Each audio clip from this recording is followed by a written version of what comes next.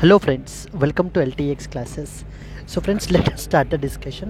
Before that there was a small announcement. మన యొక్క flagship UPSC infinity course ఇప్పుడు మీకు live plus recorded classes available ఉంటాయి. So దీంట్లో మనకి GS prelims plus mains cover అవుతుంది, NCERT foundation, current affairs, CSAT, prelims test series, mains answer writing ఇవన్నీ కూడా కవర్ అవుతాయండి మనకి. సో దీని యొక్క ఫీ మనం ఛార్జ్ చేసేటువంటిది 60,000 రూపీస్. సో దీన్ని మీరు ఈఎంఐ 5,000 పర్ మంత్గా కూడా మీరు పే చేసుకోవచ్చు. ఇది మీకు లైఫ్ టైం వ్యాలిడిటీ తోటి వస్తుంది. ఇక్కడ స్క్రీన్ మీద కనిపించే నెంబర్కి మీరు కాల్ చేస్తే మీకు ఏ విధమైన డౌట్స్ ఉన్నా కూడా మీరు క్లారిఫై చేసుకోవచ్చు. అండ్ అలాగే మన యొక్క యాప్ ఎల్టీఎక్స్ క్లాసెస్ని సో మీరు డౌన్లోడ్ కూడా చేసుకోండి. Yes friends, that's it. Let's start the discussion. Hello friends, welcome to 11th June daily Hindu news analysis. ఈ వీడియోలో మనము 11th జూన్ హిందూ న్యూస్ పేపర్లో పబ్లిష్ అయిన ఇంపార్టెంట్ ఆర్టికల్స్ని డిస్కస్ చేద్దామండి. Let us start the discussion. Friends, before that there was a small announcement. Free UPSC current affairs. ఇప్పుడు మీరు ఈ హిందూ న్యూస్ అనాలిసిస్ వీడియో వింటున్నారు కదా, దీనికి సంబంధించినటువంటి క్విజ్ అనేటువంటిది మన యాప్లో అప్లోడ్ చేయబడడం జరుగుతుంది, where you can test your knowledge. So అలాగే ఈ యొక్క క్లాస్కి సంబంధించినటువంటి పీడిఎఫ్ కూడా మన యాప్లో అప్లోడ్ చేయబడుతుంది. మీరు అక్కడి నుంచి డౌన్లోడ్ చేసుకోవచ్చు.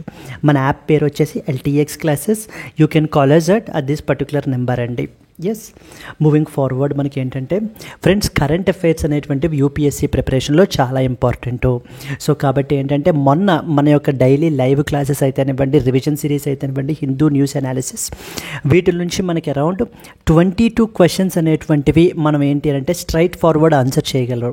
మన యొక్క క్లాసెస్ అండ్ పీడిఎఫ్స్ అనేటువంటివి చదివి ఉంటే కనుక they are all part of our ultimate current affairs course. So మీకు ఒకవేళ కరెంట్ అఫైర్స్ ప్రిపరేషన్ మీరు అబ్సల్యూట్ బిగినర్ అయ్యి మీకు ఒక కాంప్రిహెన్సివ్ వేలో ఇవి కవర్ చేయాలి అని మీరు అనుకుంటూ ఉంటే కనుక the ultimate current affairs course for UPSC మీకు daily live class plus PDF అనేటువంటిది ఉంటుంది, weekly PDF test plus tests ఉంటాయి, మంత్లీ పీడిఎఫ్ ప్లస్ టెస్ట్ ఉంటుంది, రివిజన్ సిరీస్ బిఫోర్ ప్రిలిమ్స్ ఉంటుంది. దీనికి మనం ఛార్జ్ చేసే ఫీ వచ్చేసి 10,000 రూపీస్. ఇక్కడ మీకు press information bureau, down to earth, Indian express నుంచి ఉన్నటువంటి ఆర్టికల్స్ అన్నింటినీ కూడా కవర్ అవుతుంటాయి. లైఫ్ టైం వ్యాలిడిటీ తోటి వస్తుంది. ఇక్కడ స్క్రీన్ మీద కనిపించే నెంబర్కి మీరు కాల్ చేస్తే మీకు ఏ విధమైన డౌట్స్ ఉన్నా కూడా మీరు క్లారిఫై చేసుకోవచ్చు. ఎస్ అండి. అలాగే ఈ క్లాస్కి సంబంధించిన పీడిఎఫ్ మన యొక్క ఎల్టీఎక్స్ ఐఏఎస్ టెలిగ్రామ్ ఛానల్లో కూడా మీకు అవైలబుల్గా ఉంటుంది. Friends, these are the courses for that of the senior aspirants, where the fee వచ్చేసి మీకు 60,000 రూపీస్, ఈఎంఐ 5,000 రూపీస్ పర్ మంత్గా కూడా పే చేసుకోవచ్చు. లైఫ్ టైం వ్యాలిడిటీ తోటి వస్తుంది. This is the number that you can call if you have any doubts. Similarly ఒకవేళ మీరు absolute beginner అయితే కనుక then this UPSC infinity programme is for you, where ఈ ఫీచర్స్ అన్నీ కూడా మీకు కవర్ అవుతాయి. ఫీ వచ్చేసి 60,000 రూపీస్, ఈఎంఐ 5,000 రూపీస్ పర్ మంత్గా కూడా మీరు పే చేసుకోవచ్చు. లైఫ్ టైం వ్యాలిడిటీ తోటి కూడా వస్తుందండి ఇది మీకు. Similarly optional also plays a very crucial role in your UPSC mains. So where మన దగ్గర అన్ని popular optionals like PSIR, PubAd, sociology, anthro, Telugu literature అన్ని పాపులర్ ఆప్షనల్స్ కూడా మనకి అవైలబుల్ ఉన్నాయి. ఫీ వచ్చేసి 30,000 రూపీస్, ఈఎంఐ 5,000 రూపీస్ పర్ మంత్గా కూడా పే చేసుకోవచ్చు. Let us start the discussion. మనకి చాలా ఎడిషన్స్ ఉంటాయి. వాటిల్లో మనము Delhi edition of the Hindu newspaper నుంచి ఆర్టికల్స్ని pick చేసుకుంటున్నామమ్మా. So let us start. Blaze on cargo vessel sparks the oil spill, alert off the Kerala coast. So one more another important topic manaki, Chat GPT experiences global outage, India and US were badly hit antu manaki article publish ayindi, where we will discuss important points associated with the Chat GPT, and then we talk about Sora, and then we talk about DALL-E 3 వీటి గురించి మనం అయితే మాట్లాడుకుంటాం. And India's population has hit 146 crore UNFPA. రీసెంట్గా ఈ యొక్క world population report findings అనేది మాట్లాడుకుంటాము. NSG, national security guard, defused the drones with explosives at Jammu airport after operation Sindoor గురించి మాట్లాడుకుంటాం. FSDC, financial stability and development council looks to enhance the cyber security, is the compliance burden అంటూ article మనం cover చేస్తాం. Don't withhold the states RTE funds over the NEP row. Don't withhold the state's RTE funds or NEP row, Madras High Court tells the central government, which we will see. So these are the articles which we will cover in the today's Hindu news analysis. And apart from that, newly hatched Great Indian Bustard chicks named to honor the Operation Sindoor. Great Indian Bustard గురించి మనం నేర్చుకుంటాము. Indravati national park గురించి మనం చూస్తాము. CRS అంటారు, civil registration system. then Bhagwan Birsa Munda. So these are the articles which we will cover in the daily live current affairs class lo manam cover chestama. Let us start the discussion. First and foremost article, blaze on cargo vessel sparks oil spill alert of the Kerala coast. రీసెంట్గా Liberian flagged మనకి ఏంటి అని అంటే కనుక MSc owned vessel రీసెంట్గా మీరు చూసుంటారు. Around 600 కంటైనర్స్ని carry out చేస్తున్నటువంటి షిప్ అది. So because of due to that of the drift మనకి ఏమైంది అని అంటే కనుక ఆ కంటైనర్స్ అన్నీ కూడా ఈ యొక్క ఒడ్డుకు కొట్టుకుని మనకి రావడం జరిగింది. ప్రజలందరికీ కూడా అక్కడ ఉండేటువంటి పీపుల్ అందరికీ కూడా అలర్ట్స్ ఇష్యూ చేశారు. ఎందుకంటే so there are harmful maybe gases అనేటువంటివి మనకి రిలీజ్ అయ్యేటువంటి అవకాశాలు ఉన్నాయి. ఆయిల్ స్పిల్ అనేటువంటి జరిగే అవకాశాలు ఉన్నాయి. సిమిలర్ ఇన్సిడెంట్ మరొకటి జరిగిందండి, where authorities issued a potential oil spill advisory on Tuesday even as explosions and the massive fire rocked the MV Wanhai 503, a Singapore flagged vessel that caught fire nearly 88 nautical miles off the Kerala coast near Kozhikode. So 88 nautical miles దూరంలో, కోజికోడ్కి దూరంలో దగ్గర మనకి ఏంటంటే ఈ యొక్క Singapore flagged vessel నుంచి మనకి ఏంటి అని అంటే కనుక విపరీతమైనటువంటి ఫైర్ అనేటువంటిది మనకి జరిగింది. అంటే వన్ ఆఫ్ ద కంటైనర్స్, దీంట్లో ఉండేటువంటి కంటైనర్స్లో ఒకటి ఎక్స్ప్లోడ్ అయ్యింది. దాని మూలాన మనకి ఏంటంటే కనుక ఈ యొక్క ఆయిల్ స్పిల్ అయ్యేటువంటి అవకాశాలు ఉన్నాయి అని చెప్పేసి అలర్ట్స్ని ఇష్యూ చేయబడడం జరిగిందండి. అందుకని ఇది మనకి న్యూస్లో ఉంది. ఈ షిప్ అనేటువంటిది కొలంబో నుంచి ముంబైకి అయితే మూవ్ అవుతుంది when the fire broke out after the containers explosion. So ఈ యొక్క అండ్ ఇన్కోయిస్ వాళ్ళు మనకి అయితే కనుక ఇన్కోయిస్ అని ఉంటుంది ఆర్గనైజేషన్, దాని గురించి మనకు తెలియాలి. Indian national centre for ocean information services అంటారు. వీళ్ళు ఏంటంటే అడ్వైజరీ వార్నింగ్స్ అయితే కనుక ఇష్యూ చేశారు మనకి. ఇక్కడ ఏవే ఇంపార్టెంట్ పాయింట్స్ తెలియాలి అని అంటే షిప్పింగ్కి సంబంధించి IMO ఇంటర్నేషనల్ మేరిటైమ్ ఆర్గనైజేషన్ గురించి ఒకటి మనకి తెలియాలి. రెండవది వచ్చేసి ఏంటంటే ఇది ఆయిల్ స్పిల్స్ కదా, అంటే మెరీన్ పొల్యూషన్ కదా. మెరీన్ పొల్యూషన్కి సంబంధించి ఒక ఇంపార్టెంట్ కన్వెన్షన్ ఉంది, that is called as MARPOL convention అని చెప్పేసి ఉందండి. దాని గురించి కూడా మనకైతే కనుక తెలియాలి. So let us read the important points. So that is blaze a massive fire and explosion on the Singapore flagged cargo ship, that is MV Wanhai 503, which is nearly 88 nautical miles off the Kerala coast in the Kozhikode, triggered an oil spill alert and raised the marine pollution concerns. So this is what is a representational image manaki of this Singapore flagged vessel manaki, and this fire occurred on board the MV Wanhai 503 of the Kozhikode, and ఇది కొలంబో నుంచి ముంబైకి అయితే కనుక move అవుతుంది. And one of the containers అయితే కనుక మనకి explode అయ్యాయి. మనకి అరౌండ్ 4 క్రూ మెంబర్స్ అయితే కనుక మిస్సింగ్, మిగతా 6 మెంబర్స్ని హాస్పిటలైజ్ అయితే చేశారు. మన యొక్క ఇండియన్ కోస్ట్ గార్డ్ షిప్స్ అయినటువంటి సముద్ర ప్రహారీ అండ్ సాకేత్, సో ఈ యొక్క ఫైర్ ఫైటింగ్ యాక్టివిటీస్ని క్యారీ అవుట్ చేయడం గురించి మనకి ఇండియన్ కోస్ట్ గార్డ్ వీళ్ళని డిప్లాయ్ చేసింది, Samudra Prahari and as well as Saket అనేటువంటి షిప్స్ని మనకి. ఓకే, ఈ యొక్క వెజల్ సింగపూర్ ఫ్లాగ్డ్ వెజల్ ఏదైతే ఉందో అరౌండ్ 157 కంటైనర్స్ని మనకి క్యారీ చేస్తోందండి. మెయిన్లీ హజార్డస్ అండ్ ఫ్లేమబుల్ సబ్స్టెన్సెస్ని మనకైతే కనుక క్యారీ చేస్తోంది ఈ యొక్క వెజల్ అనేటువంటిది, కంటైనర్ వెజల్ అనేటువంటిది మనకి. So these contain liquids and solids which are prone to spontaneous combustion and the substances even harmful to health as well మనకి. ఎస్, ఇక్కడ మనకి తెలియాల్సినటువంటి ఇంపార్టెంట్ థింగ్ ఏంటంటే మనకి IMO ఇంటర్నేషనల్ మేరిటైమ్ ఆర్గనైజేషన్ గురించి మనకైతే తెలియాలి. బికాజ్ ఎందుకంటే ఇలా ఈ ఫ్రీక్వెంట్ ఆయిల్ స్పిల్స్ కానివ్వండి, లేకపోతే ఈ యొక్క వెజల్స్ యొక్క మీద మనకి ఏంటంటే ఎక్స్ప్లోజన్స్ కానివ్వండి న్యూస్లో ఉన్న మూలాన you are expected to know about this MARPOL convention and as well as IMO గురించి మనకి అడిగే అవకాశాలు చాలా ఎక్కువగా ఉన్నాయి. ఫస్ట్ అండ్ ఫార్మోస్ట్ పాయింట్ మనకు తెలియాల్సింది ఏంటంటే it is a United Nations specialised agency. మనకి యునైటెడ్ నేషన్స్ ఆర్గనైజేషన్ అనేది వెరీ ఇంపార్టెంట్ టాపిక్. దేని అండర్లో వస్తుంది? GS పేపర్ 2 ఇంటర్నేషనల్ రిలేషన్స్ అండర్లో మనకి UNO అనేటువంటి టాపిక్ వస్తుంది. దాని అండర్లో మనకైతే కనుక తెలియాలన్నమాట మనకి. Okay, so and then United Nations Organisation అండర్లో మనకి డిఫరెంట్ స్పెషలైజ్డ్ ఏజెన్సీస్ ఉంటాయి. అప్రాక్సిమేట్లీ మనకి 15 స్పెషలైజ్డ్ ఏజెన్సీస్ ఉంటాయి. వాటిల్లో ఈ యొక్క ఇంటర్నేషనల్ మెరిటైమ్ ఆర్గనైజేషన్ అనేది కూడా one of the specialised agencies. కానీ ఇనీషియల్గా మనకి ఇది స్పెషలైజ్డ్ ఏజెన్సీగా మనకైతే కనుక ఎస్టాబ్లిష్ అవ్వలేదు. 1948లో మనకి something called as IMCO. So that is known as Intergovernmental Maritime Consultative Organization. Intergovernmental maritime consultative ఆర్గనైజేషన్గా మనకైతే కనుక ఎస్టాబ్లిష్ అయింది. ఆ తర్వాత మనకి ఏంటంటే కనుక 1959లో it became a specialised agency of United నేషన్స్గా మనకైతే కనుక మారడం జరిగిందండి. అండ్ ఇది మనకేంటంటే SDG number 14 which is sustainable developmental goals ఉన్నాయి కదా మనకి, వాటిల్లో SDG 14 ఉంటుంది మనకి, life below the water. So we need to protect the biodiversity below the water. So from that of external pollution అది కూడా ఏమీ జరగకుండా మెరీన్ పొల్యూషన్ అది ప్రివెంట్ చేయడము, షిప్పింగ్ నుంచి వచ్చేటువంటి ఎమిషన్స్ని కంట్రోల్ చేయటము, అవన్నీ కూడా మనకి ఇంటర్నేషనల్ మెరిటైమ్ ఆర్గనైజేషన్ మనకు చూసుకుంటుంది. Regulations made by IMO are adopted in to domestic laws by the member states. అంటే ఈ ఇంటర్నేషనల్ మెరిటైమ్ ఆర్గనైజేషన్లో మెంబర్స్ ఎవరెవరు ఉంటారో అరౌండ్ 174 మెంబర్స్ మనకైతే కనుక ఉన్నారండి.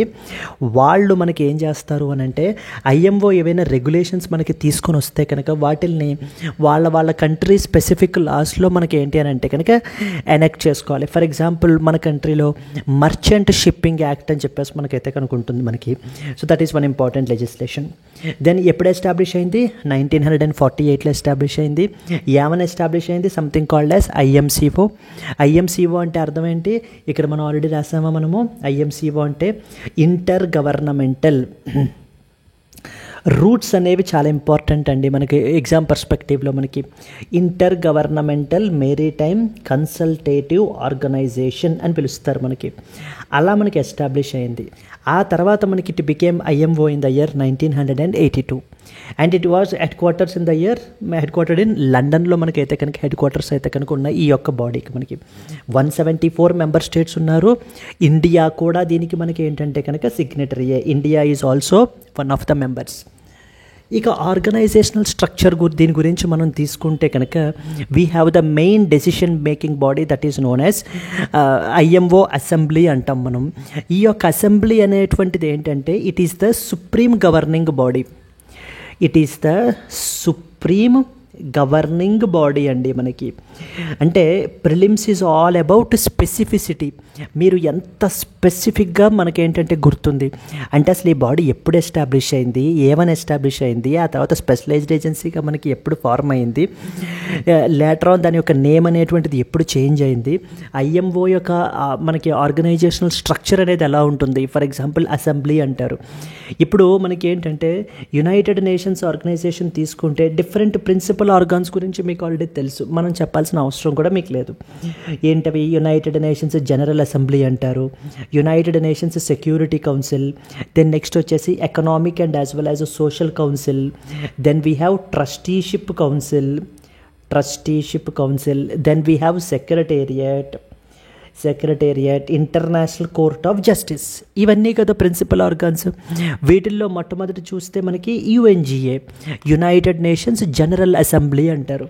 సో దీంట్లో మొత్తం అందరి మెంబర్స్ యొక్క రిప్రజెంటేషన్ ఉంటుంది. అదేవిధంగా ఇక్కడ కూడా assembly is the actual decision making body. వీళ్ళు మనకి ఏంటంటే ఎవ్రీ 2 ఇయర్స్కి సో ఒకసారి మనకి ఏంటి అంటే కలుస్తూ ఉంటారండి, మనకి మీట్ అవుతూ ఉంటారనమాట. అంటే మొత్తం అన్ని మెంబర్ స్టేట్స్ కూడా దీంట్లో మనకి పార్ట్ మనకి.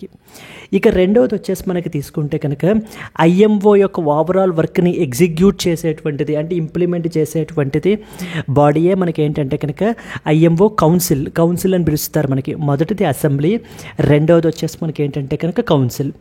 వీటితో పాటు 5 మేజర్ కమిటీస్ ఉంటాయండి మనకి. 5 మేజర్ కమిటీస్ ఉంటాయి. లైక్ ఏవేంట మేజర్ కమిటీస్ అంటే కనుక we have something called as, ఇక్కడ మెన్షన్ చేద్దాము, we have something called as MSC అంటారు, మెరిటైమ్ సేఫ్టీ కమిటీ. ఇదొక కమిటీ మనకి, MSC అంటారు. దెన్ వీ హ్యావ్ MEPC అంటే marine environment protection committee, marine environment and as well as the protection committee, that is what is MEPC.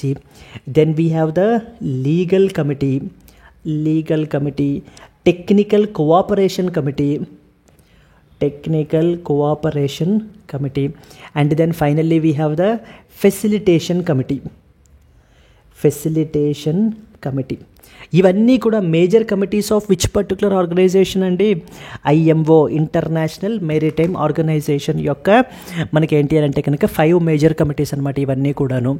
ఇలా committees పేర్లు ఇచ్చేసి like for example maritime legal committee, technical cooperation technical cooperation committee, facilitation committee ఇలా ఇచ్చేసి ఇవి ఏంటి అని చెప్పేసి దేనికి సంబంధించినవి కూడా అడుగుతూ ఉంటారు, ఐఎంఓకి సంబంధించినటువంటివి. ఫండింగ్ వచ్చేసి ఏంటంటే కనుక మెంబర్ నేషన్స్ మ్యాండేటరీ కంట్రిబ్యూషన్స్ చేస్తారు. అంటే since to be a member of the IMO కాబట్టి వాళ్ళు ఏం చేయాలి? మ్యాండేటరీ కంట్రిబ్యూషన్స్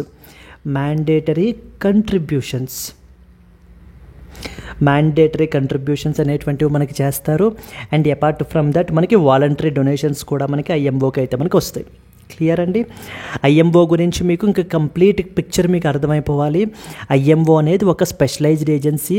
ఇది సస్టైనబుల్ డెవలప్మెంటల్ గోల్ నెంబర్ 14ని మనకైతే సపోర్ట్ చేస్తుంది. ఐఎంఓ ఏవైనా రెగ్యులేషన్స్ చేసినా కూడా వాటిలన్నింటినీ కూడా దేశాలు ఎవరైతే సిగ్నేటరీస్ ఉంటారో మెంబర్ స్టేట్స్ వాళ్ళు ఏం చేస్తారు అని అంటే కనుక వాళ్ళ యొక్క డొమెస్టిక్ లాస్లో మనకైతే కనుక ఎనెక్ట్ చేసుకోవడం జరుగుతుంది.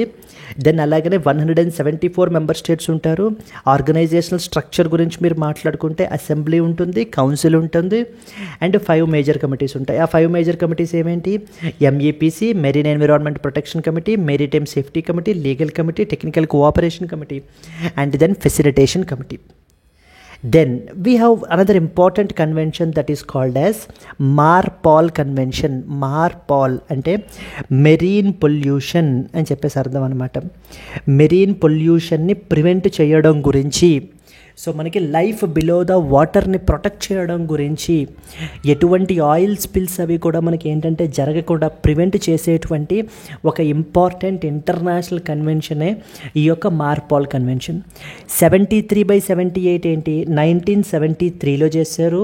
అండ్ అలాంగ్ విత్ దట్ 1978లో దీనికి సంబంధించినటువంటి ప్రోటోకాల్ని మనకి అడాప్ట్ చేసుకోవడం అయితే కనుక జరిగింది. This is what is a representational image of the oil spill అండి మనకి. దీని పేరేంటి? MARPOL convention or also known as international convention for the prevention of pollution from that of the ships అంటాం దీన్ని. ఎవరు ఫార్ములేట్ చేశారు దీన్ని? ఐఎంఓ వాళ్ళు ఫార్ములేట్ చేశారు. అండ్ ఈవెన్ మనం కూడా సిగ్నేటరీయే. India is also a signatory of the MARPOL convention అండి. అంటే ఇప్పుడు ఈ సిరీస్ ఆఫ్ ఇన్సిడెంట్స్ జరుగుతున్నాయి కదా. మొన్నేమో లైబేరియన్ బేస్డ్ వెజల్ రీసెంట్గా న్యూస్లో ఉంది, ఇప్పుడేమో ఈ సింగపూర్ బేస్డ్ వెజల్ రీసెంట్గా న్యూస్లో ఉంది అన్నప్పుడు ఖచ్చితంగా you are expected to know about IMO and as well as the MARPOL గురించి మనకు తెలియాలి. ఇది ఏం చేస్తుంది? 1973 convention and as well as 1978 ప్రోటోకాల్ని మనకి కంబైన్ చేస్తారు, which came into force in the year 1983. It applies to all ships under the signatory countries. అంటే మార్పాల్ కన్వెన్షన్ ఎవరైతే సైన్ చేస్తారో, ఏ దేశాలు అయితే సైన్ చేస్తాయో వాళ్ళందరి యొక్క షిప్స్కి కూడా మనకైతే కనుక ఈ కన్వెన్షన్ అనేది అప్లై అవుతుంది. ఆ రూల్స్ అనేటువంటివి మనకి అప్లై అవుతాయి. Is India the signatory or not? Yes అండి, India is basically a signatory to that of MARPOL convention. కానీ అక్కడ మనకి ఎగ్జామ్స్లో ఎలా అడుగుతారు? India is not a signatory of MARPOL అన్నట్టుగా మనకైతే కనుక స్టేట్మెంట్స్ అనేటువంటివి చేస్తారు మనకి. ఇది కూడా చాలా ఇంపార్టెంట్ అండి. ఏమో ఇది కూడా అడిగే అవకాశాలు, ఎందుకంటే UPSC if it want to make it tough, కొంచెం టఫ్ చేయాలి అని అనుకున్నప్పుడు మనకేంటంటే ఇలాంటి వాటిని కూడా మనకైతే కనుక ఇస్తుంది. ఏంటంటే మార్పాల్ కన్వెన్షన్కి ఎన్ఎక్సెస్ అని చెప్పేసి ఉంటాయి. ఎన్ఎక్సర్ 1 దేని గురించి మాట్లాడుతుందంటే ఆయిల్ పొల్యూషన్ గురించి, అంటే ఆయిల్ స్పిల్స్ గురించి వీటి గురించి మనకు మాట్లాడుతుంది. ఎన్ఎక్సర్ 2 దేని గురించి చెప్తుంది అంటే కనుక ఈ యొక్క noxious liquid substances, chemical tankers గురించి వాటి గురించి. ఎన్ఎక్సర్ 3 మనకి harmful substances in the packaged form. Annexure 4 sewage discharge. Next వచ్చేసి annexure 5 garbage disposal.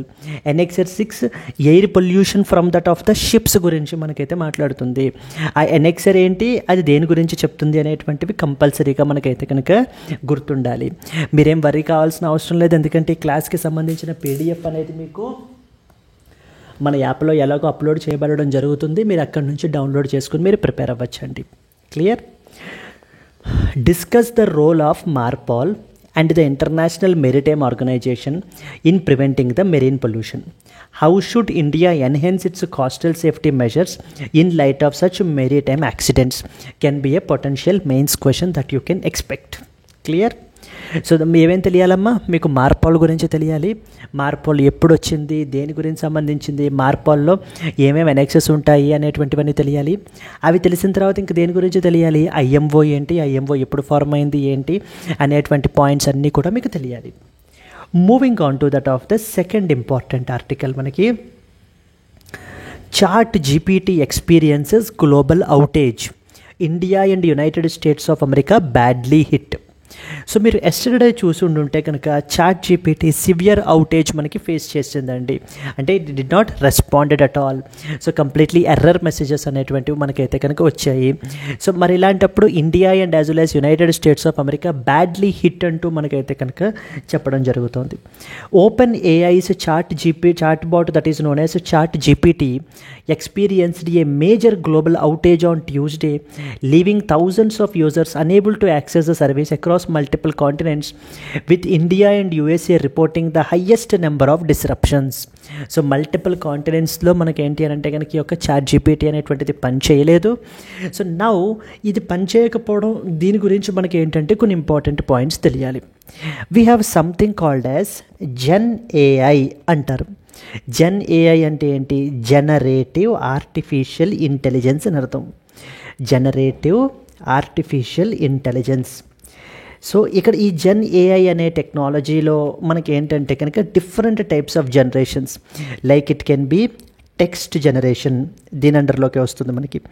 It can be image generation, it can be video generation. So అంటే మీరు ఇచ్చినటువంటి ఇన్పుట్స్ని ఆధారంగా చేసుకుని ఒకవేళ టెక్స్ట్ని జనరేట్ చేయొచ్చు. ఫర్ ఎగ్జాంపుల్ ఏంటి టెక్స్ట్ జనరేషన్ ప్లాట్ఫామ్కి ఎగ్జాంపుల్ ఏంటి, చాట్ జీపీటీ. మీరు ప్రతి ఒక్కళ్ళు కూడా ఖచ్చితంగా యూజ్ చేసి ఉండుంటారు. ఇది ఒక చాట్ బాట్ అండి, ఇది ఒక కాన్వర్జేషనల్ టూల్. ఈ కాన్వర్జేషనల్ టూల్ని డెఫినెట్గా మీరు ఎయిదర్ సో ఫర్ సరదా పర్పసెస్కి, లేకపోతే మీ సీరియస్గా మీ యొక్క వర్క్ గురించి ఖచ్చితంగా మీరైతే కనుక ఉపయోగించే ఉంటారు. So it is a conversational tool and ఇది టెక్స్ట్ జనరేషన్. ఈ చాట్ జీపీటీలో మనం ఏం చేయొచ్చు, టెక్స్ట్ జనరేషన్ చేయొచ్చు. Then we have image generation, అంటే మీరు ఇచ్చినటువంటి టెక్స్ట్ని ఒక ఇన్పుట్గా తీసుకుని ఇది మనకి ఏం చేస్తుంది, ఇమేజెస్ని జనరేట్ చేస్తుంది. For example Dolly is another example మనకి. నెక్స్ట్ మీరు ఇచ్చినటువంటి టెక్స్ట్ యాజ్ అన్ ఇన్పుట్గా తీసుకుని వీడియోని జనరేట్ చేస్తుంది. అది మనకి ప్లాట్ఫామ్ ఏంటి, మనకి సోరా అని చెప్పేసి మనకైతే కనుక ఇస్తారండి ఖచ్చితంగా. With reference to Sora consider the following statements అని చెప్పేసి అడిగే అవకాశాలు మనకైతే కనుక ఉన్నాయి. ఇవన్నీ దేని అండర్లోకి వస్తాయి, జనరేటివ్ ఏఐ అనేటువంటి అండర్లోకి వస్తాయి. ఇప్పుడు నేను చెప్పిన ఈ చాట్ జీపీటీ, డాలీ, సోరా ఇవన్నీ మనకి ఎవరు తీసుకుని వచ్చారు, ఓపెన్ ఏఐ వాళ్ళు తీసుకొచ్చారు. ఓపెన్ ఏఐ అనేటువంటిది అమెరికన్ బేస్డ్ స్టార్టప్ అండి. వీళ్ళు మనకి ఏంటంటే కనుక ఈ యొక్క ఆర్టిఫిషియల్ ఇంటెలిజెన్స్లో they are the leader today. ఈ ఓపెన్ ఏఐ వాళ్ళు, నెక్స్ట్ వచ్చేసి మైక్రోసాఫ్ట్, గూగుల్, వీళ్ళందరూ కూడా మనకి ఏంటి అని అంటే కనుక ఒక ఆర్టిఫిషియల్ ఇంటెలిజెన్స్ రేసే నడుస్తుంది ఈ రోజున. ఇది ఇలా ఉంటే దీని పేరు మనకి సోరా, మీరు చూసే ఉంటారు సోరా గురించి కూడా. అండ్ అలాగనే క్వాంటమ్ కంప్యూటింగ్ గురించి కూడా మనకి రీసెంట్గా న్యూస్లో ఉంది కదా. ఈవెన్ మొన్న 2025లో కూడా మనకి క్వశ్చన్ అయితే కనుక అడిగారు. సంథింగ్ కాల్డ్ యాజ్ మెజోరానా 1 అనేటువంటిది మనకి ఏంటి అంటే ఎవరు తీసుకుని వచ్చారమ్మా, మైక్రోసాఫ్ట్ వాళ్ళు మనకైతే తీసుకుని వచ్చారు. దెన్ వీ హ్యావ్ విల్లో అంటారు. విల్లో ఎవరు తీసుకొచ్చారు, గూగుల్ వాళ్ళు తీసుకొచ్చారు. దెన్ నెక్స్ట్ వచ్చేసి ఒసిలాట్ ఎవరు, AWS మనకి. అమెజాన్ వెబ్ సర్వీసెస్ వాళ్ళు తీసుకొచ్చినటువంటి క్వాంటమ్ చిప్ పేరు ఒసిలాట్. గూగుల్ వాళ్ళు తీసుకొచ్చిన దాని పేరు విల్లో. మైక్రోసాఫ్ట్ వాళ్ళు తీసుకొచ్చింది మెజోరానా 1. అదేవిధంగా ఇవన్నీ క్వాంటమ్ కంప్యూటింగ్కి సంబంధించినటువంటివి. ఇప్పుడు ఇక్కడ నేను చెప్పినటువంటి సోరా కానీ, డాలీ కానీ, చాట్ జీపీటీ కానీ ఇంకా చాలా ఉన్నాయి. ఫర్ ఎగ్జాంపుల్ జెమినై అని చెప్పేసి మనకైతే కనుక ఉంది ఒక టూలు. నెక్స్ట్ వచ్చేసి మనకి ఏంటి అని అంటే కనుక క్లౌడ్ అని చెప్పేసి ఉంది మనకి మరొక టూల్. ఇవన్నీ కూడా మనకి ఏంటంటే జెన్ ఏఐ బేస్డ్ ప్లాట్ఫామ్స్ అండి మనకి. Now let us read the important points associated with this. Chat GPT experiences global outage. India and US were badly hit. OpenAI's ChatGPT experienced a major global outage, with India and USA among the worst affected, disrupting the access for around thousands of users. So thousands of users నిన్న మనకి ఏంటంటే ChatGPTని మనకి access అయితే కనుక చేసుకోలేకపోయారు, and that resulted severe outage. మనకి the outage impacted multiple continents, disrupting the user access to this platform. Monitoring platform recovered about 800 complaints from the India alone మనకి అయితే కనుక రికార్డ్ అవ్వడం జరిగిందండి. సో అసలు ChatGPT అనేటువంటిది ఏంటి మనకి? It is developed by an organisation called as OpenAI. ఇది ఒక రీసెర్చ్ ఇన్స్టిట్యూట్. మనకి ఎప్పుడు ఎస్టాబ్లిష్ చేశారు దానిని? 2015లో మనకైతే కనుక ఎస్టాబ్లిష్ చేశారు. What is this ChatGPT?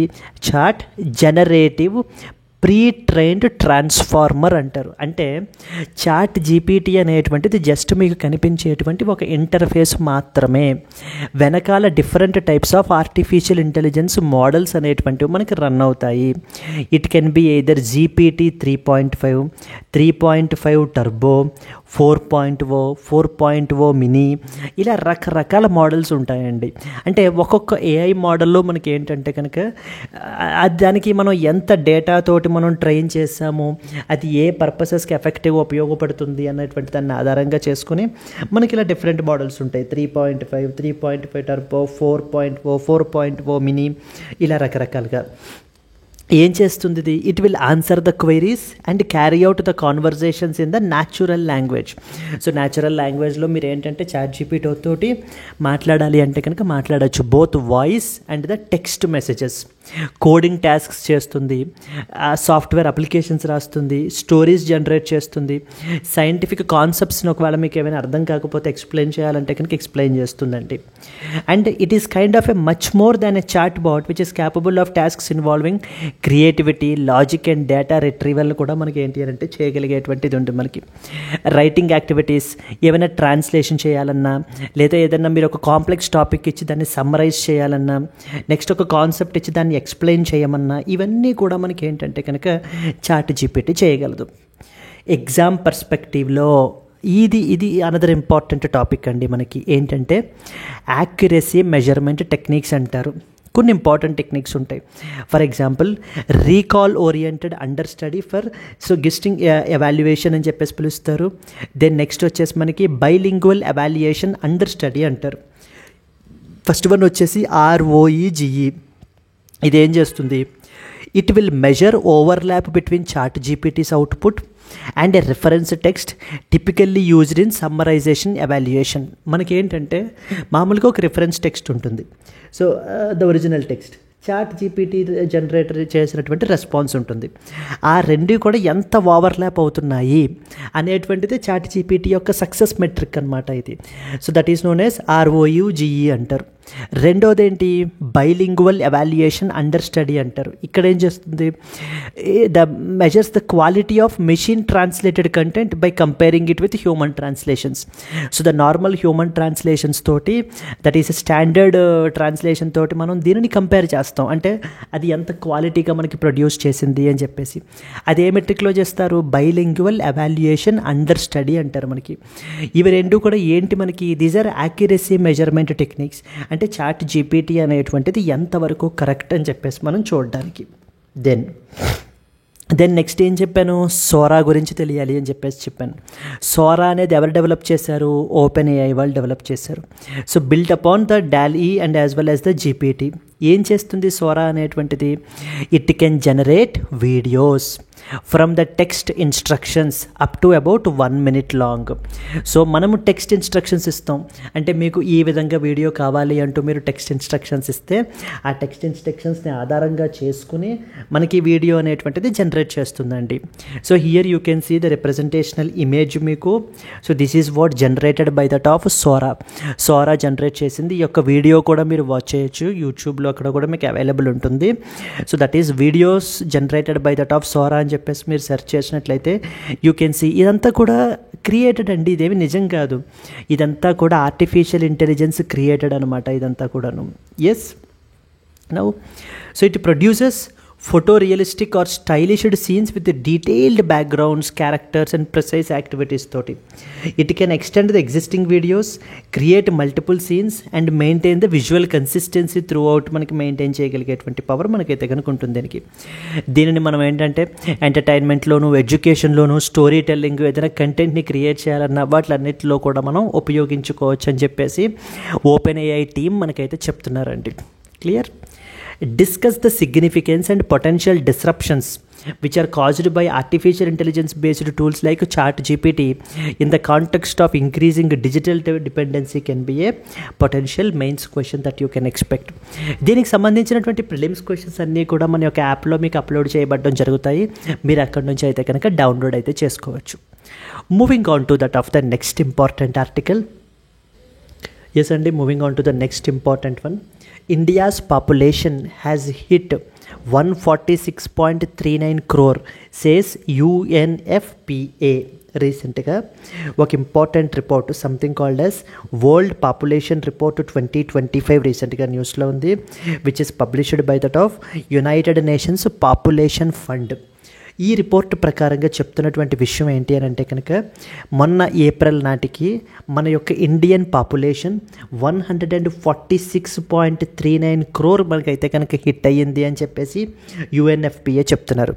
కానీ one of the concern raise చేసినటువంటిది ఏంటి అని అంటే కనుక మన యొక్క టీఎఫ్ఆర్ అంటారు. టీఎఫ్ఆర్ అంటే మనకేంటి, మనకు అర్థం టోటల్ ఫెర్టిలిటీ రేట్ అని అర్థం అండి. TFR, total fertility rate. ఈ టీఎఫ్ఆర్ అనేటువంటిది మనం చూసుకుంటే అసలు వాట్ ఈజ్ టీఎఫ్ఆర్ అనేది మీకు అర్థం కావాలి. దేనిని మెజర్ చేస్తుంది టీఎఫ్ఆర్ అనేది? It will measure the number of children a women is expected to have throughout her reproductive age. Yes, ఒక విమెన్ యొక్క రీప్రొడక్టివ్ ఏజ్ కంప్లీట్ని మనం కన్సిడర్ చేస్తే throughout her reproductive age how many number of children does that particular women have అనేటువంటి దానిని మనకి ఈ యొక్క టోటల్ ఫెర్టిలిటీ రేట్ తోటి మనకి మెజర్ చేస్తారు, టీఎఫ్ఆర్ అంటారు. సో పాపులేషన్ అనేటువంటిది మనకి ఏంటి అంటే అలా కంటిన్యూ అవ్వడం గురించి, మనకి బ్యాలెన్స్ అవ్వడం గురించి ఈ టీఎఫ్ఆర్ అనేటువంటిది మనకి ఏంటి అంటే అరౌండ్ 2.1 మనకైతే కనుక ఉండాలి. కానీ ఈ టీఎఫ్ఆర్ అనేటువంటిది ఈ రోజున మనకి 1.9 అయితే కనుక ఉందండి. ఇక్కడ అదే పాయింట్ రాశారు చూడండి క్లియర్గా.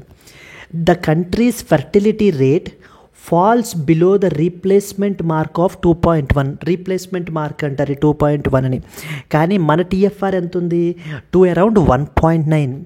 says that is nothing but the number of people in the world's most populous nation are expected to peak at 170 crore before declining in around 40 years.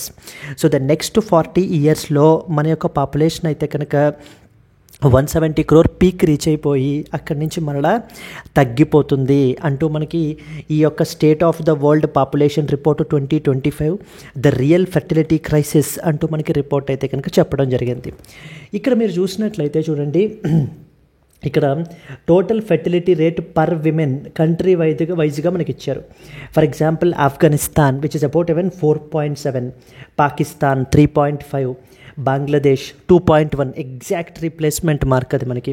కానీ ఇంకెక్కడి నుంచి మిగతా దేశాలన్నీ కూడా అంటే ఎవరెవరు, ఇండియా, నేపాల్, శ్రీలంక, భూటాన్, చైనా, వీళ్ళందరి యొక్క టీఎఫ్ఆర్ మనం కన్సిడర్ చేసుకుంటే కనుక it is less than replacement mark of 2.1. ఇదే స్టేట్మెంట్ అడుగుతారు.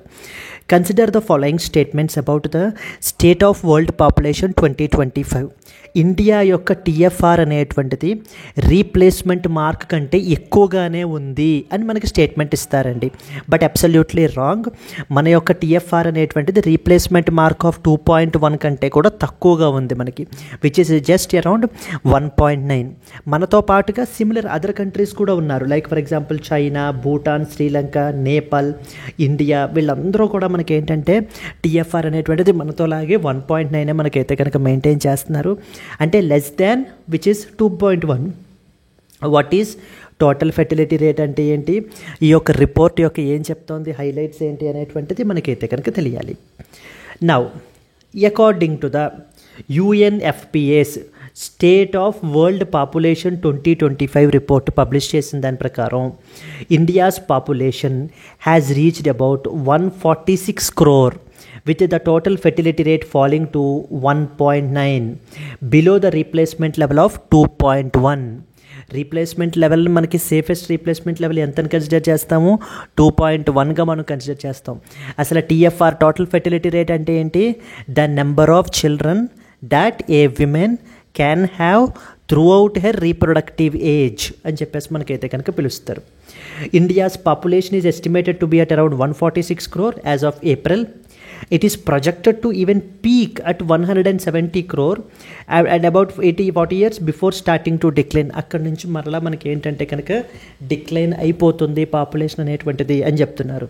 TFR అనేటువంటిది ఫెర్టిలిటీ రేట్ స్టేటస్ చూడండి.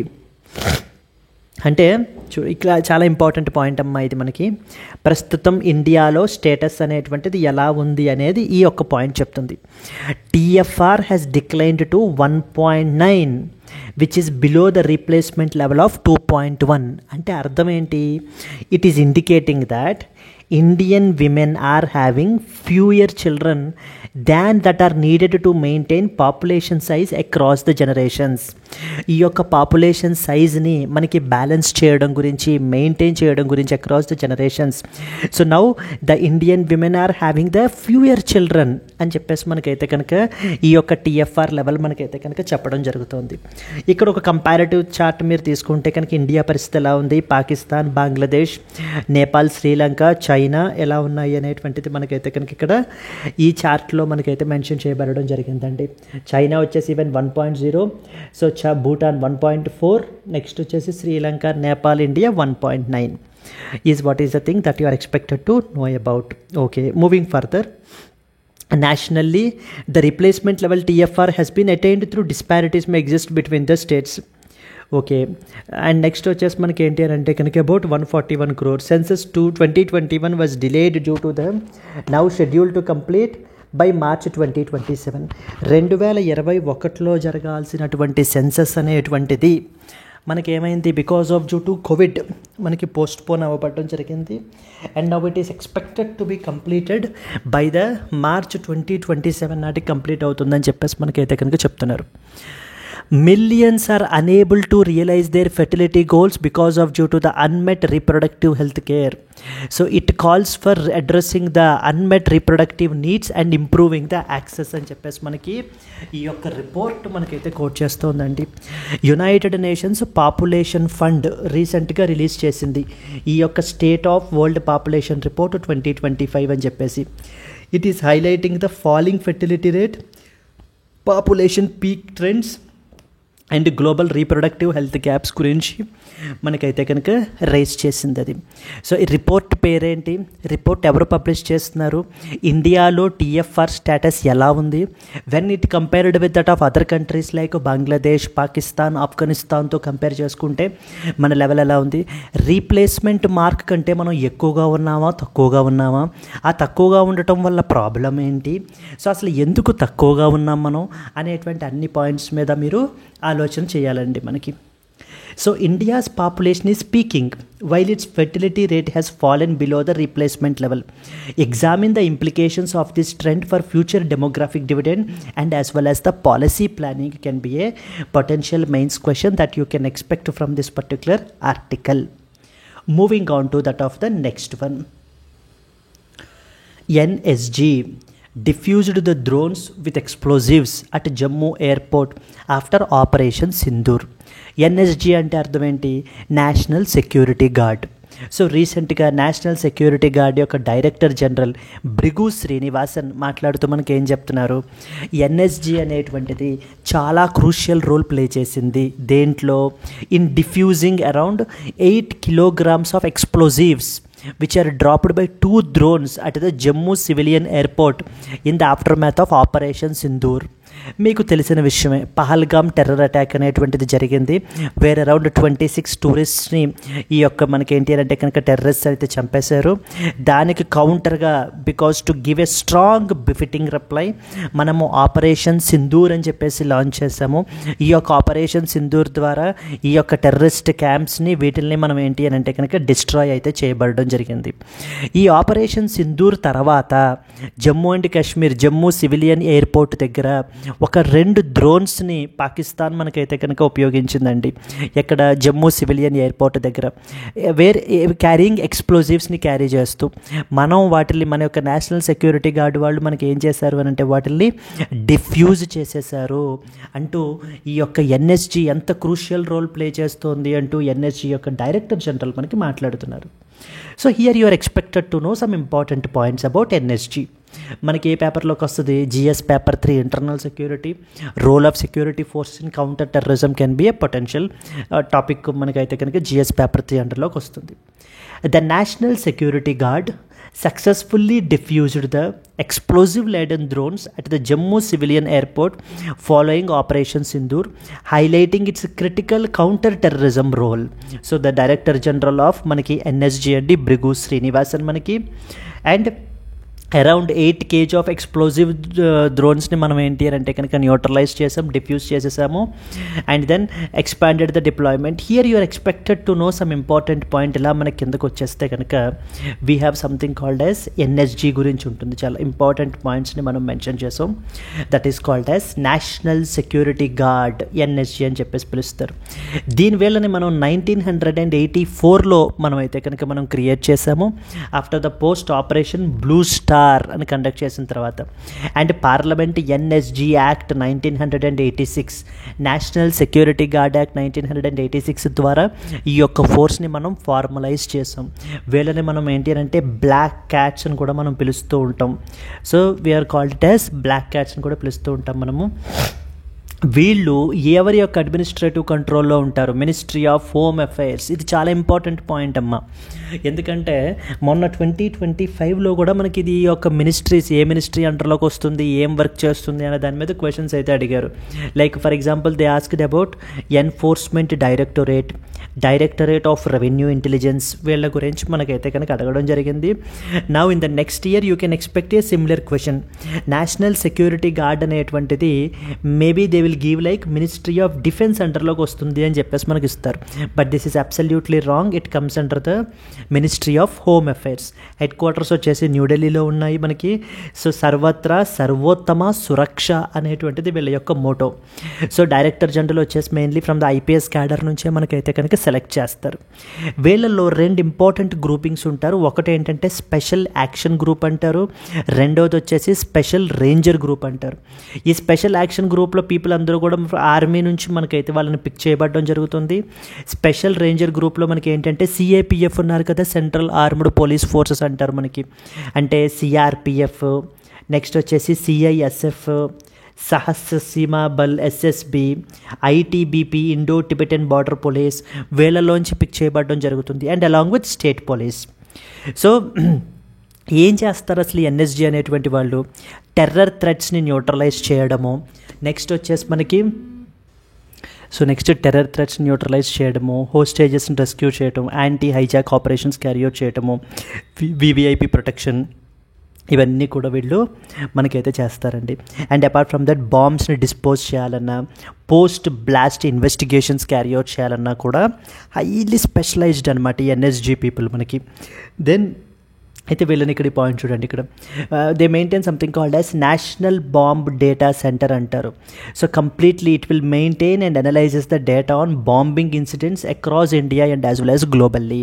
అంటే ఇట్స్ ఎ కైండ్ ఆఫ్ మనకి ఏంటంటే ఇక్కడ డేటాబేస్ అనేటువంటిది మెయింటైన్ చేస్తారు, where they will also analyse the data with respect to bombing incidents across India and globally. ఇండియాలో కానీ లేకపోతే ప్రపంచం మొత్తం మీదుగా కూడా జరుగుతున్నటువంటి బాంబ్ ఇన్సిడెంట్స్ ఏమైనా ఉంటే వాటిని రికార్డ్ చేసి వాటిని అనాలిసిస్ అది కూడా క్యారీ అవుట్ చేస్తారు ఈ యొక్క నేషనల్ బాంబ్ డేటా సెంటర్ దగ్గర. వీళ్ళు ఎన్ఎస్జీ వాళ్ళని ఎప్పుడు ఎక్కడ పడితే అక్కడ చిన్న చిన్న టాస్క్స్ కూడా మనకైతే కనుక యూజ్ చేయరండి.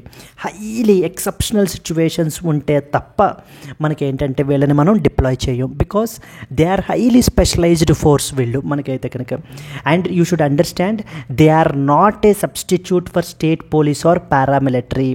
సో మనకి ఈ యొక్క సిఏపిఎఫ్ అండ్ స్టేట్ పోలీస్ ఉన్నారు కదా, వీళ్ళకి సబ్స్టిట్యూట్ అయితే మటుకి కాదు. సో జనరల్ రోల్స్ అన్నీ కూడా వీళ్ళు క్యారీ అవుట్ చేస్తారు. ఎప్పుడైతే ఇంకా బియాండ్ వీళ్ళ యొక్క క్యాపబిలిటీ మనకైతే ఉంటుందో అలాంటప్పుడు మనకి ఏంటంటే ఇందాక మనం మాట్లాడుకున్నాం కదా, లైక్ యాంటీ హైజాక్ ఆపరేషన్స్ కానీ counter terrorism operations carry out చేయాలన్నప్పుడు దెన్ ఇలాంటప్పుడు మనం ఏంటంటే ఈ యొక్క ఎన్ఎస్జీ ఫోర్స్ని మనం డిప్లాయ్ చేయడం జరుగుతుంది. Clear? This is what is the next important article that you are expected to know about అండి. ఎన్ఎస్జీ అనేటువంటి బాడీ ఏంటి, ఎప్పుడు ఫారం అయింది, అసలు ఏంటి అనేటువంటి పాయింట్స్ అన్నిటి మీద కూడా మీకు క్లియర్ అవగాహన ఉండాలి మనకి. Yes, moving on to the next important one. Moving on to the next important article. FSDC looks to enhance the cyber security, ease the compliance burden is another very important article. Cyber security అనేటువంటిది GS paper 3 అండర్లో మనకి చాలా important topic. ఎఫ్ఎస్డిసి అనేటువంటి body గురించి మనకు ఖచ్చితంగా తెలియాలి. ఎఫ్ఎస్డిసి అంటే అర్థం ఏంటి? Financial stability and as well as development council అంటారు. Financial stability and development council. దీనికి చైర్పర్సన్ ఎవరమ్మా మనకి? Development council. దీనికి చైర్పర్సన్ ఎవరు మనకి? Union finance minister is basically the chairperson for that of FSDC. ఖచ్చితంగా అడుగుతారండి, who consider the following statements about financial stability and development council అని, దీనికి ఎవరు చైర్పర్సన్ అని చెప్పేసి మనకు అడుగుతూ ఉంటారు. రీసెంట్గా ఎఫ్ఎస్డిసికి సంబంధించినటువంటి 2025 one of the important meetings రీసెంట్గా జరిగింది, which is chaired by that of the union finance minister Nirmala Sitharaman. Examined the various ways to enhance the cyber resilience framework of the financial sector and ease the compliance burden. అంటే మన యొక్క financial sector ఈ యొక్క cyber రెసిలియన్స్ని, అంటే cyber security అటాక్స్ని mitigate చేసే విధంగా, reduce చేసేటువంటి విధంగా, మన యొక్క రెసిలియన్స్ని పెంచుకునే విధంగా సో చేయడాన్ని వేరియస్ వేస్ని మనకైతే కనుక ఎగ్జామిన్ అయితే కనుక చేశారు. ఎస్, దెన్ నెక్స్ట్ వచ్చేసి మనకి in light of the analysis of cyber security regulations, sectoral preparedness and recommendations of financial sector assessment programme 2024-25, the FSDC considered strengthening the cyber resilience framework of Indian financial sector through a financial sector specific cyber security strategy. అంటే ఇంకా ఏ సెక్టార్కి ఆ sector, so sector wise మనకి ఏంటి అని అంటే కనుక మనము cyber security స్ట్రాటజీని implement చేయాలి. సో ఇంప్లిమెంట్ చేసి సైబర్ అటాక్స్ బారి నుంచి మనం ఏంటి అని అంటే కనుక ఈ యొక్క సెక్టార్ అంతటినీ కూడా ఒక షీల్డ్ లాగా మనం అయితే కనుక ప్రొవైడ్ చేయాలి అని చెప్పేసి మనకైతే కనుక ఆలోచిస్తున్నారు. FSDC looks to enhance the cyber security అంటూ మనకైతే కనుక చెప్పబడడం జరుగుతుంది. జిఎస్ పేపర్ 3 సైబర్ సెక్యూరిటీ అనేది మనకి చాలా ఇంపార్టెంట్ టాపిక్. సైబర్ సెక్యూరిటీ అండర్లో గవర్నమెంట్ ఏమేమి ఇనిషియేటివ్స్ తీసుకుంది అనేటువంటి క్వశ్చన్స్ కూడా మనకి సో చాలా ఎక్కువగా మనకైతే అడుగుతారు. Clear? Moving on to that of the next important article. Moving to the next important article, don't withhold the state's RTE funds over NEP row. Madras High Court tells the center. So రీసెంట్గా మనకి ఏంటంటే కనుక Tamil Nadu government వాళ్ళు గొడవ పెడుతున్నారు. ఎందుకని? మనకి సమగ్ర శిక్ష స్కీమ్ అని చెప్పేసి ఉంది కదా, దాని యొక్క అండర్లో మనకి ఈ యొక్క స్టేట్ గవర్నమెంట్కి సెంట్రల్ గవర్నమెంట్ రావాల్సినటువంటి ఫండ్స్ అయితే కనుక మనకి రావట్లేదు, అంటే సెంట్రల్ గవర్నమెంట్ ఇవ్వట్లేదు అనమాట. దానికి సంబంధించి వీళ్ళు అయితే కనుక ఫైల్ చేశారు కంప్లైంట్ అనేటువంటిది. మద్రాస్ హైకోర్టు అదే చెప్తోంది, it is your statutory obligation. ఇదిగో ఇక్కడ రాశారు చూడండి, section number 7 of RTE act states that the central government and state governments have concurrent responsibility for providing the funds for carrying out the provisions of the act. Therefore, funds which are payable to state governments representing the central government share towards discharging the RTE obligations need not be linked to that of NEP. National Education Policy NEP 2020 తోటి link చేయాల్సినటువంటి పని లేదు. So central government government ఏదైతే తనకు obligation ఉందో funds ఇవ్వాల్సినటువంటివి, అంటే for the implementation of RTE, so వాటిని ఇవ్వాలి, వాటిని విత్ హోల్డ్ చెయ్యకూడదు అంటూ మనకి ఏంటంటే కనుక మద్రాస్ హైకోర్టు మనకి చెప్పడం జరుగుతుంది. Couple of days back already మనము సమగ్ర శిక్షా స్కీమ్ అంటే ఏంటి, అసలు ఆ స్కీమ్ అండర్లో మనకి ఏమేమి కాంపోనెంట్స్ ఉంటాయి, అది ఎప్పుడు మనకి ఫార్మ్ అయింది అనేటువంటి ఆస్పెక్ట్స్ అన్నీ కూడా మనం ఇంతకుముందు ఆల్రెడీ మనం కవర్ చేసామండి. So this is an addition to that particular article. Clear? Moving on to that of the next important one. Yes అండి, coming to the today's question. Who of the following is the chairman of Financial Stability Development Council FSDC? A. Union Finance Minister, B. Prime Minister, C. Comptroller and Auditor General, D. Union Home Minister. If you know the answer, please comment your answer. And like, if you have liked the video, please do like it and share it to your friends as well. And let's meet again in the next Hindu news analysis. Until then, happy learning. All the best. Bye bye, Andy.